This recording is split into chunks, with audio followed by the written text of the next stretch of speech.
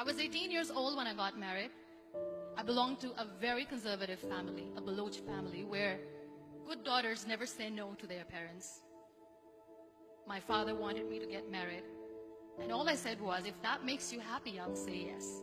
And of course, it was never a happy marriage. Just about after 2 years of getting married, about 9 years ago, I met a car accident. Somehow my husband fell asleep and the car fell in the ditch. He managed to jump out, saved himself. I'm happy for him. But I stayed inside the car and I sustained a lot of injuries. The list is a bit long. Radius ulna of my right arm were fractured. The wrist was fractured. Shoulder bone and collarbone were fractured. My whole rib cage got fractured. But that injury that changed me and my life completely was the spine injury. Many people came to rescue. They gave me CPR.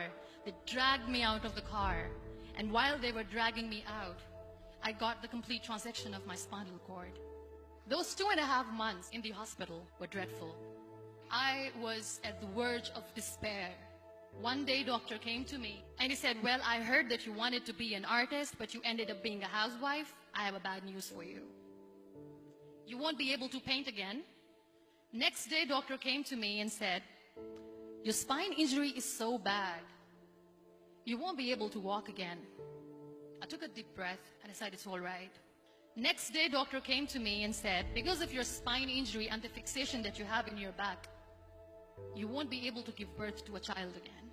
That day, I was devastated. I started to question my existence. Why am I even alive?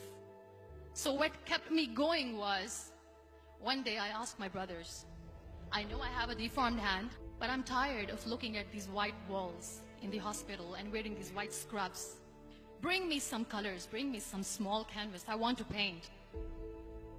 So the very first painting I made was on my deathbed, where I painted for the very first time. What an amazing therapy it was. Without uttering a single word, I could paint my heart out. I could share my story. People used to come and say, what lovely painting. So much color. Nobody could see the grief in it. Only I could. And that day I decided that I'm going to live life for myself.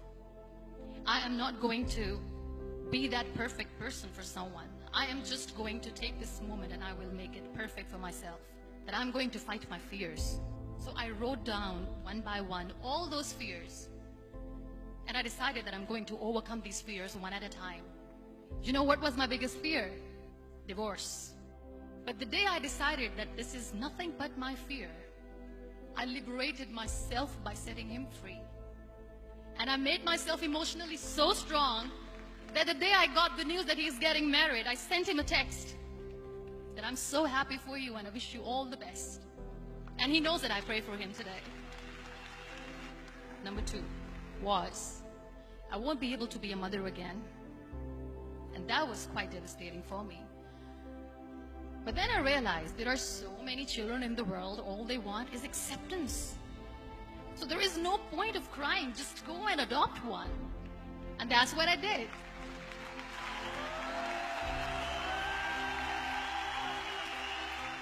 I gave my name in different organizations, different orphanages, and I waited patiently. 2 years later, I got this call from a very small city in Pakistan. I got a call and they said, are you Muniba Mazari?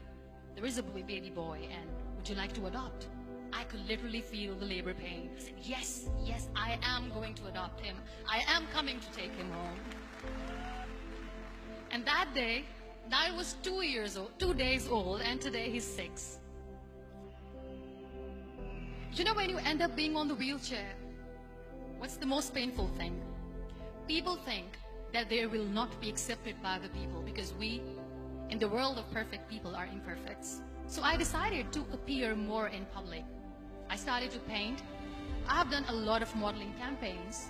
I decided that I'm going to join the national TV of Pakistan as an anchor person.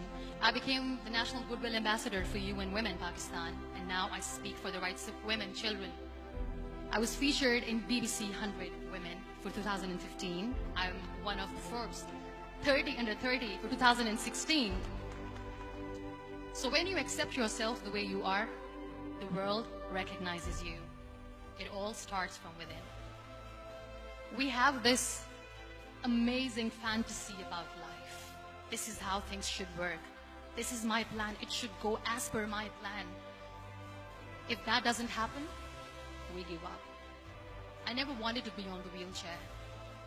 Never thought of being on the wheelchair.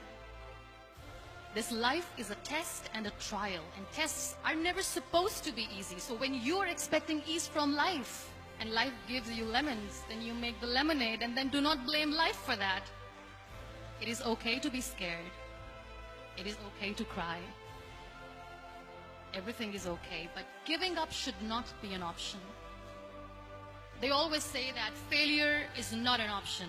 Failure should be an option, because when you fail, you get up, and then you fail, and then you get up, and that keeps you going. Embrace each and every breath that you are taking. Celebrate your life. Live it. Don't die before your death. Real happiness lies in gratitude. So be grateful, be alive, and live every moment.